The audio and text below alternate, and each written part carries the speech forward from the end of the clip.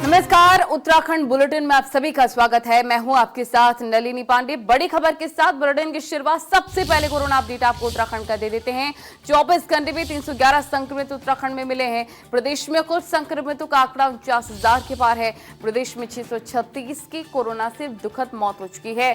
24 घंटे में 11 की मौत।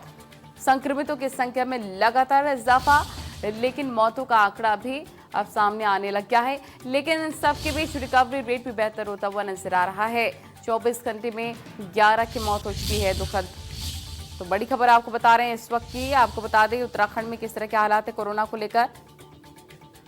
उत्तराखंड का कोरोना अपडेट आपको दे रहे हैं बड़ी खबर के माध्यम से। 24 घंटे में 311 संक्रमित अब तक सामने आ चुके हैं, जो कि एक बड़ा आंकड़ा है। संक्रमितों की संख्या में लगातार इजाफा।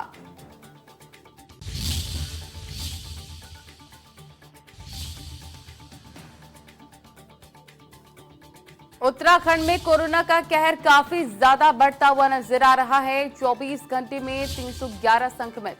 रतन नेगी हमारे रिपोर्टर तमाम जानकारी के साथ। रतन नेगी, 311 नए मामले, 11 संक्रमितों की मौत। किस तरह के हालात उत्तराखंड में कोरोना को लेकर?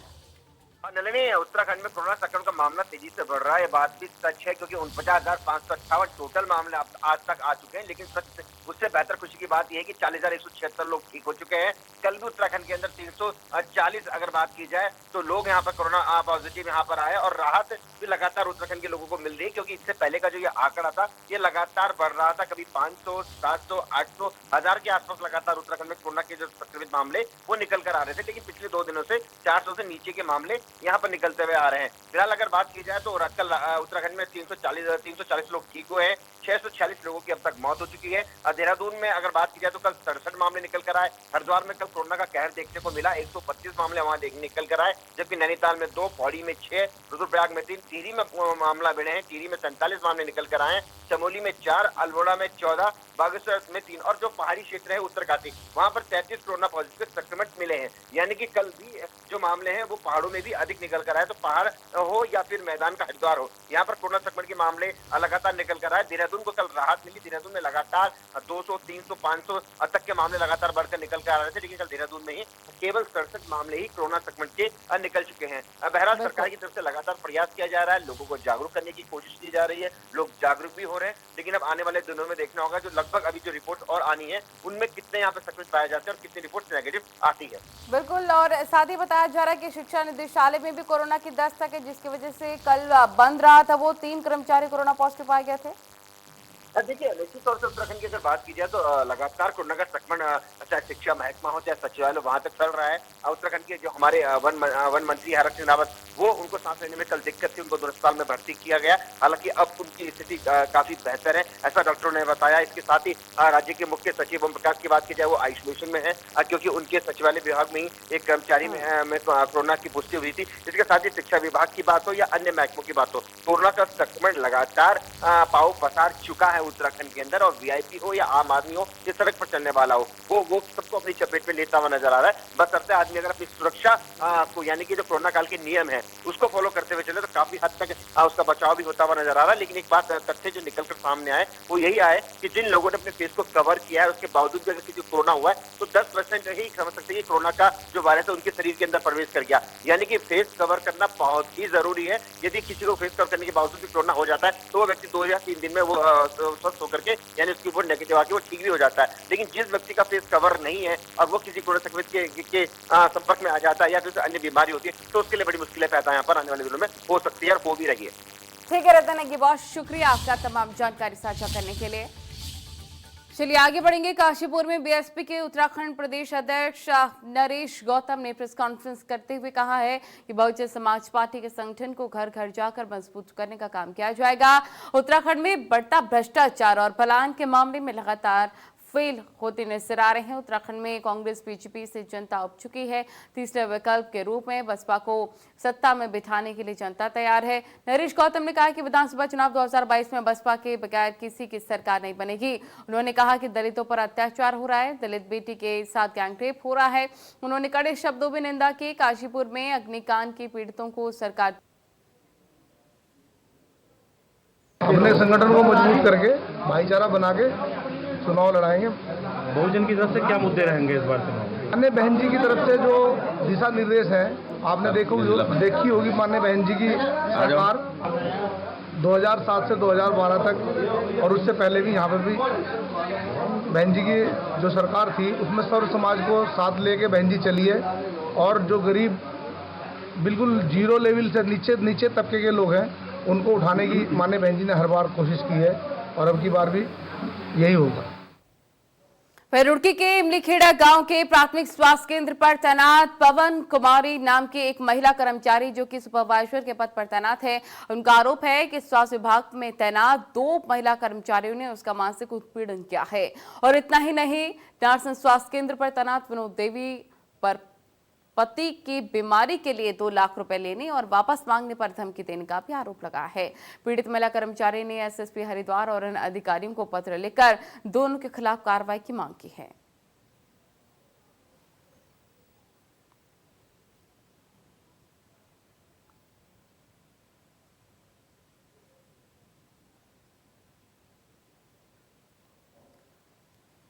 चलिए खबरों में आगे बढ़ेंगे। रुड़की के भगवानपुर पुलिस को एक बड़ी कामयाबी हाथ लगी है, जहां पर पुलिस ने फर्जी दरोगा को गिरफ्तार कर लिया है। पुलिस की सूचना मिली थी कि सिरचंदी गांव में एक सफेद रंग की कार में संदिग्ध रूप से घूम रहे 3 लोग, जिसमें एक ने दरोगा की वर्दी पहन रखी है और अपने को उत्तराखंड पुलिस का बताकर लोगों से अवैध वसूली कर रहे हैं। कोतवाली सिविल लाइंस में खुलासा करते हुए एसपी क्राइम आयुष अग्रवाल ने बताया है कि पुलिस ने एक फर्जी दरोगा को गिरफ्तार किया है, जो कि लोगों पर रॉब चलाकर अवैध वसूली कर रहा था।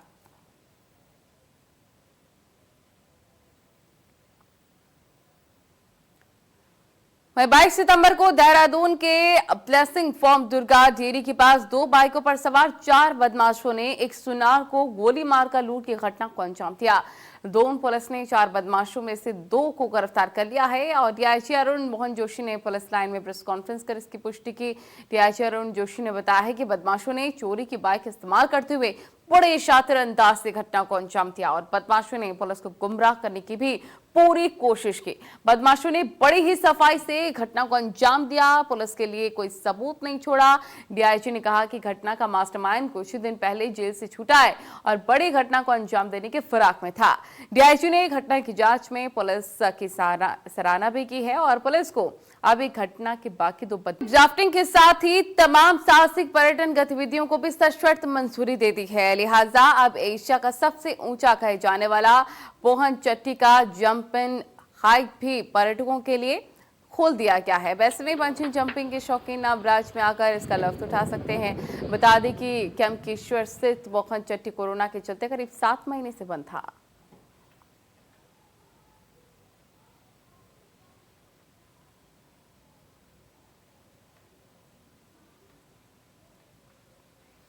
अब खबर मसूरी से आपको बता दें, जहां पर एसडीएम मनीष कुमार ने बैठक की है। नगर पालिका मसूरी स्वास्थ्य विभाग के साथ ही मीटिंग की और होटल टैक्सी एसोसिएशन के साथ भी ये मीटिंग की गई है। बैठक में व्यापारी मंडल के प्रतिनिधि भी शामिल रहे और कोरोना काल में भीड़भाड़ ना हो इसको लेकर भी बैठक की है। पर्यटकों के कोरोना लक्षण की जांच के निर्देश दिए हैं। नगर पालिका परिषद को दिए साफ सफाई रखने के निर्देश। देश विदेश से आने वाले पर्यटकों को अब जागरूक किया जाएगा, एसडीएम की तरफ से कहा गया है।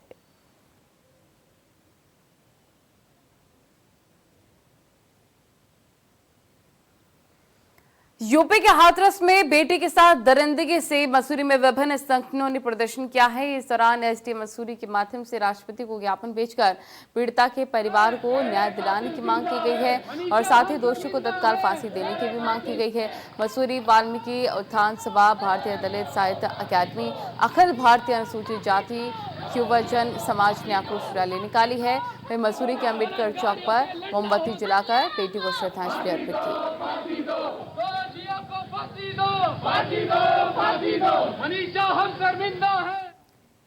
अब खबर ऋषिकेश से आपको बता दें, जहां पर पिकअप ने स्कूटी सवार को जबरदस्त टक्कर मारती है। ऐसे में स्कूटी सवार की मौके पर ही मौत हो गई। घायल महिला को अस्पताल में शिफ्ट कराया गया है। पुलिस ने अज्ञात के खिलाफ केस दर्ज कर लिया है। चंद्रभागा पुल के पास भैरव मंदिर का ये पूरा मामला बताया जा रहा है।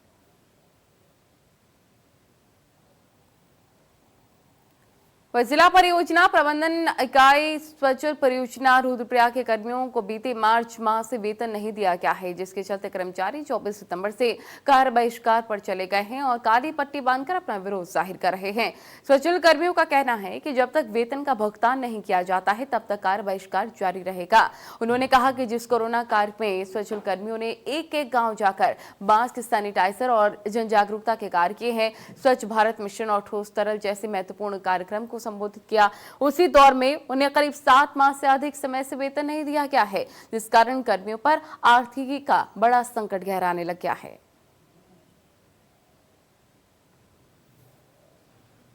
रुद्रप्रयाग में पोषण माह अभियान समापन के तहत जिला अधिकारी ने कहा कि आंगनवाड़ी कार्यकर्ती का कार्य मां के समान है, जिसका उद्देश्य है कि गर्भावस्था में पल रहे शिशु का जन्म स्वस्थ हो। स्वस्थ शिशु के जन्म से ही देश का विकास होगा। एक कुशल मानव संसाधन का विकास स्वस्थ शिशु के जन्म से ही संभव है और पोषण माह अभियान के तहत कुपोषण को दूर करने और उत्कृष्ट कार्य करने वाली 2 सुपरवाइजर मीनाक्षी और देवेश्वरी और 20 आंगनवाड़ी कार्यकर्ती को प्रशस्ति पत्र और पुरस्कार देकर सम्मानित किया गया है। जिलाधिकारी ने सभी आंगनवाड़ी कार्यकर्ती को उनके द्वारा पोषण माह अभियान में दिए गए योगदान के लिए धन्यवाद भी ज्ञापित किया।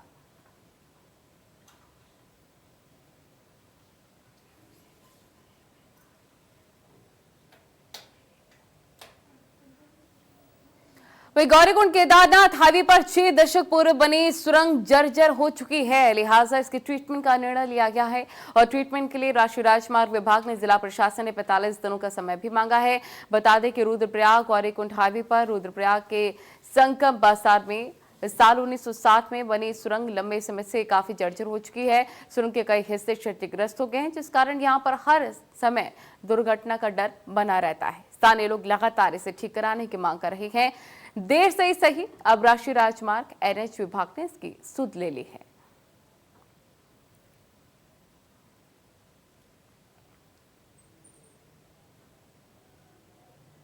घाटी को जोड़ने वाली रुद्रप्रयाग स्थित सुरंग लंबे समय से जर्जर हालत में पहुंच चुकी थी, लिहाजा NH ने इसके ट्रीटमेंट का निर्णय लिया है। NH ने सुरंग के ट्रीटमेंट के लिए 45 दिनों का समय मांगा है और प्रथम वार्ता में यह स्पष्ट हो चुका है कि आने वाले 8 से 10 दिनों में सुरंग के ट्रीटमेंट का कार्य आरंभ कर दिया जाएगा। इस दौरान वाहनों का आवागमन रुद्रप्रयाग बाईपास से किया जाएगा। India news Rudraprayag. उत्तराखंड विधानसभा चुनाव 2022 में होने वाले हैं और उससे ठीक 1 साल पहले मुख्यमंत्री त्रिवेंद्र सिंह रावत ने हल्द्वानी को करीब 120 करोड़ लागत के विकास योजनाओं की सौगात दी। मुख्यमंत्री के हल्द्वानी दौरे के दौरान कांग्रेसी कार्यकर्ताओं ने मुख्यमंत्री का विरोध किया और काले झंडे दिखाने जा रहे कांग्रेसी कार्यकर्ताओं को पुलिस ने हिरासत में भी लिया है। मुख्यमंत्री त्रिवेंद्र सिंह रावत तहसील परिसर पहुंचे, जहां उन्होंने 120 करोड़ की योजनाओं का लोकार्पण और शिलान्यास भी किया, जिसके बाद मुख्यमंत्री त्रिवेंद्र सिंह रावत ने बेस हॉस्पिटल में आधुनिक उपकरणों का लोकार्पण करने के बाद सुशीला तिवारी हॉस्पिटल में खुले जेनरिक मेडिकल शॉप का भी लोकार्पण किया है। इस दौरान मुख्यमंत्री त्रिवेंद्र सिंह रावत ने बताया कि बीजेपी सरकार 3.5 साल में कई ऐतिहासिक काम कर चुकी है। देखिए, यहाँ पर आज जिन योजनाओं का लोकार्पण किया गया है उसमें तमाम योजनाएं हैं, जिसमें करोड़ों रुपए की योजनाएं हैं जिनका आज यहाँ पर लोकार्पण किया गया है। एक पशुओं के लिए एक हाइड्रोलिक वैन, शायद राज्य में दूसरी वैन है। एक जब मैंने अपनी विधायक निधि से एक हाइड्रोलिक वैन बनाई थी और यहाँ के जिलाधिकारी से मैंने कहा था कि आप इसी तरह की वैन बनाइए, क्योंकि पशु बड़े भारी होते हैं, उनको उठाने में दिक्कत होती है। तो हाइड्रोलिक जो सिस्टम है उससे उसको पता एक बार थोड़ा सा टच दे करके उसको उठाया भी जा सकता है और उसको उसी तरह से धीरे धीरे नीचे भी उतारा जाए, क्योंकि एक्सीडेंटल केसेस ज़्यादा होते हैं जिसमें पशुओं के पैर फ्रैक्चर हो जाते हैं, कई बार बैक बोन फ्रैक्चर हो जाती है।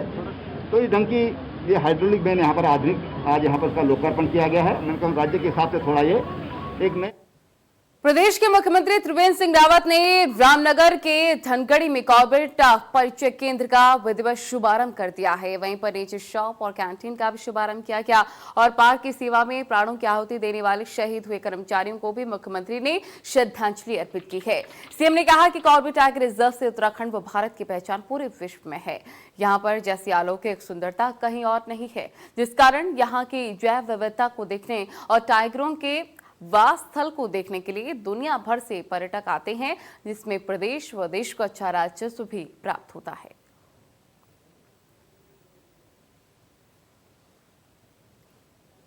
मुख्यमंत्री त्रिवेंद्र सिंह रावत ने बीते 2 दिन पूर्व काशीपुर के सब्जी मंडी में हुए भीषण अग्निकांड का मुआयना करते हुए अग्नि पीड़ितों से मुलाकात की है और उन्हें आश्वासन दिया है कि प्रदेश सरकार उनके नुकसान की भरपाई और उनको हर संभव सहायता देगी।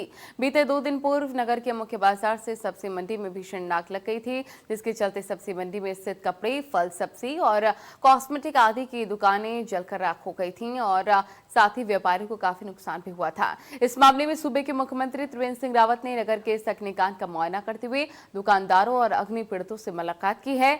इस दौरान अग्निकांड से जमीन पर आ चुके दुकानदारों ने आंसू के बीच मुख्यमंत्री की अपनी पीड़ा सुनाई है और जहां पर सीएम त्रिवेंद्र सिंह रावत ने उन्हें आश्वासन भी दिया कि जल्दी ही सरकार उनके नुकसान की भरपाई और उनको जरूरी राहत मुहैया करवाएगी।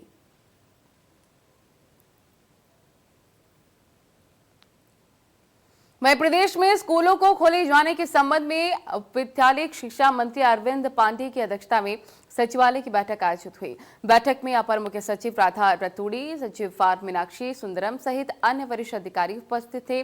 बैठक के बाद मीडिया सेंटर सचिवालय में मीडिया को जानकारी देते हुए शिक्षा मंत्री अरविंद पांडे ने बताया है कि स्कूलों को खोले जाने के संबंध में कोई भी निर्णय स्कूलों के प्रबंधक, अभिभावकों सहित सभी संबंधित पक्षों के साथ विचार विमर्श के बाद ही फैसला लिया जाएगा।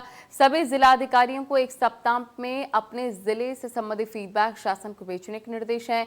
जिला अधिकारी अपने जिले में कोविड-19 की स्थिति, वहां के स्कूलों के प्रबंधन समितियों और अभिभावकों की राय के आधार पर ही फीडबैक देंगे।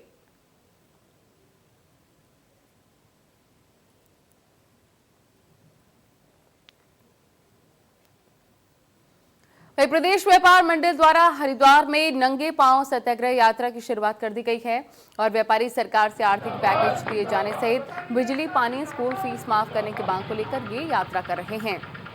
प्रदेश अध्यक्ष संजीव चौधरी के नेतृत्व में कनखल थाने में शुरू होकर ये पदयात्रा बंगाली मोड़ कनखल तक निकली और सभी व्यापारी तपती धूप में नंगे पांव पदयात्रा पर चले गए, क्योंकि शहर के विभिन्न हिस्सों में अलग अलग दिन ये यात्रा निकलेगी।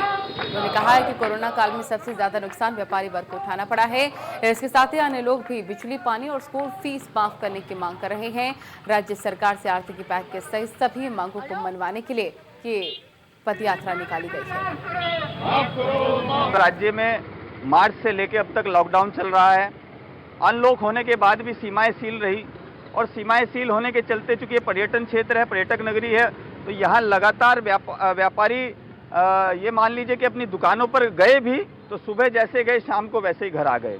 सारी दुकानों पर, अधिकांश दुकानों पर ताले ही लटके हुए हैं। हम लगातार सरकार से मांग कर रहे हैं कि सरकार किसानों और मजदूरों की तर्ज पर एक आर्थिक पैकेज की घोषणा उत्तराखंड सरकार हमारे व्यापारियों के लिए करे। प्रदेश व्यापार मंडल ने कहीं ना कहीं सत्याग्रह आंदोलन की शुरुआत करी है और ये आंदोलन है सरकार के खिलाफ, गूंगी बहरी सरकार के खिलाफ। हम व्यापारी नंगे पैर आज सड़कों पे, चिलचिलाती सड़क पे, टूटी फूटी हरिद्वार की सड़कों पे नंगे पैर निकल गए हैं और निकले हैं आर्थिक मदद के लिए। बिजली, पानी, स्कूल की फीसें जो सरकार ने कहा तो है लेकिन माफ़ नहीं किया। व्यापारी वर्ग बहुत परेशान है। हरिद्वार का पूरा व्यापार जो है पर्यटन के ऊपर डिपेंड करता है और अभी तक बिल्कुल भी जो हमारी सीमाएं सील थी, होटल इंडस्ट्री, ट्रैवल इंडस्ट्री सारी की सारी हमारी बिल्कुल बंद है और ऊपर से जो हरिद्वार में ट्रेनें आती हैं जिसके थ्रू व्यापारी आते हैं, जिसके थ्रू यात्री आते हैं, वो ट्रेनें भी लगातार बंद है। कल हमने महाराज सतपाल जी से मांग कर राष्ट्रीय मानव अधिकार कमेटी अंतर्राष्ट्रीय ह्यूमन राइट जिनेवा स्विट्जरलैंड के नेशनल कन्वीनर सुप्रीम कोर्ट के पूर्व जज डॉक्टर आनंद वर्धन शर्मा ने रुड़की के एक निजी होटल में पत्रकार वार्ता का आयोजन किया, जिसमें पत्रकारों को संबोधित करते हुए उन्होंने देश और प्रदेश के अनेक विषयों पर चर्चा की, जिसमें किसानों के मुद्दे पर भी चर्चा की गई। साथ ही अकबालपुर के Dhanashree agro private limited sugar mill किसानों को बकाया भुगतान को लेकर उन्होंने बातें भी रखी हैं। प्रेस कॉन्फ्रेंस को संबोधित करते हुए डॉक्टर स्पीकर आनंद वर्धन शर्मा ने किसानों के हितों को ध्यान में रखते हुए केंद्र सरकार द्वारा 3 अध्यादेश बिलों में संशोधन करने की मांग की है।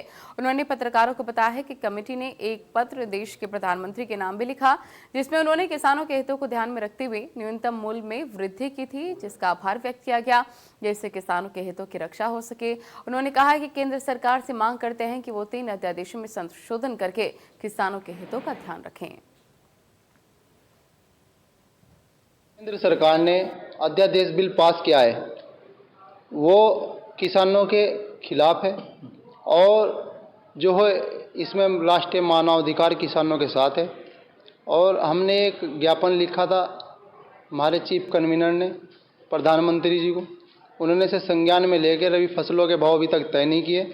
अब जब तक इस रबी फसलों के भाव तय नहीं होते, जब तक हमारा लड़ाई और संघर्ष जारी रहेगा। संज्ञान में ये विषय आया है पहली बार, और अब हमने इसमें एक कमेटी बनाई है 5 सदस्यीय, और इसमें हम इस कमेटी के अंदर इसकी छानबीन करके कि कोर्ट मैटर क्या चल रहा है और कोर्ट का क्या इशू है, उसके बाद हम जल्दी ही जो मिल के जो ओनर हैं या जो वहाँ के मैनेजमेंट है उनसे मिलेंगे। हमारी कमेटी मोहम्मद आदिल जी और समाजी आई हुई हैं, और दूसरे लोग साथी हैं, परवीन चौधरी हैं, हमारे चौधरी मगन सिंह जी हैं और आशीष चौधरी। इनकी 5 सदस्यों की कमेटी, और सुभाष जी को उसमें इंक्लूड करेंगे, कुछ किसान यूनियन के सदस्यों को भी उसमें इन्वॉल्व करेंगे कि वो अपने सुझाव दें। और जल्दी ही हम इस वीक में ही हम मैनेजमेंट से मिलकर अपनी डिमांड करेंगे कि बकाया जो किसानों का जो बचा हुआ है उसको जल्द से जल्द रिलीज किया जाए। अब खबर चमोली से आपको बता देते हैं, जहां पर उल्टी दस्त से किशोरी की मौत हो गई और उल्टी दस्त से दर्जनों लोग बीमार हो गए। सड़क नाखूनी से अस्पताल पहुंचने में देरी हुई और लकड़ियों का स्ट्रेचर बनाकर मरीजों को अस्पताल पहुंचाया गया। 12 किलोमीटर खतरनाक पैदल मार्ग से चलकर पहुंचाया गया अस्पताल। सीएमओ ने 3 सदस्यीय डॉक्टरों की टीम भेजी है। जो कि कल बीती रात मेरे साथ जो घटनाएं हुई है, उस घटना के जिम्मेदार जो वहाँ पर चिकित्सक लोग हैं, जो ये हमारे आयुर्वेदिक चिकित्सक लोग हैं, वो खुद स्वयं है। क्योंकि मेरी बेटी का लगभग 7 बजे से 9 बजे के बीच तबीयत खराब होने के कारण 9 बजे एक्सपायर हो गई, और मेरी वाइफ उसी चपेट में आकर उसी रात से बीमार हो गई। और मैं अभी डंडी कंडी के सहारे, अगले ही सुबह डंडी कंडी के सहारे ये रोड पर पहुंचाए जैसे तैसे गांव वालों ने, और यहाँ पर भी एम्बुलेंस वालों ने 1 घंटा बताया था आने में, और 2.5 घंटे बीत चुके हैं, अभी हम यहीं पर बैठे हैं। हाँ, ये अभी तो हमारी टीम गई है, वो शाम को आकर के हमें कंफर्म बताएगी कि मौत हुई या नहीं हुई है, क्या किस कारण से हुई है। हाँ, आज सुबह हमारे एमआईसी जोशीमठ द्वारा मुझे सूचना दी गई कि यहाँ पर कुछ उल्टी दस्त की शिकायत आई केमाड़ा गाँव में। उसके उपरांत हमने तुरंत ही एक टीम बना करके जोशीमठ से केमाड़ा के लिए भेज दिया गया है। वो वहाँ पर अभी उपचार कर रहे हैं, और उसके बाद जो भी जितने भी उपचार करेंगे उसकी सूचना शाम तक हमको। आगे बढ़ेंगे। हल्द्वानी के कोयलापार इलाके से अंतरराज्यीय बस अड्डे को शिफ्ट करने का मामला तूल पकड़ता जा रहा है। सरकार ने निर्माणाधीन बस अड्डे की है कि आईएसपीटी बनेगा कहां।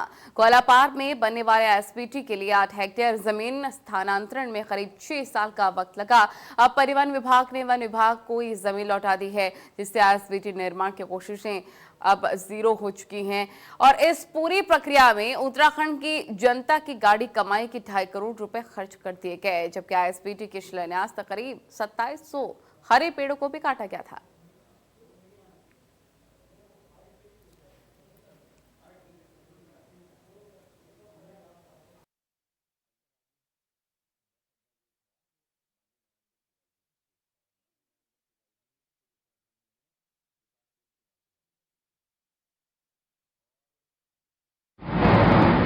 उन्होंने जो उत्तराखंड के विकास का खाका खींचा, तो उसमें उन्होंने आवश्यकता और जरूरत समझी कि अंतर्राज्यीय बस अड्डे को यहां पर स्थापित।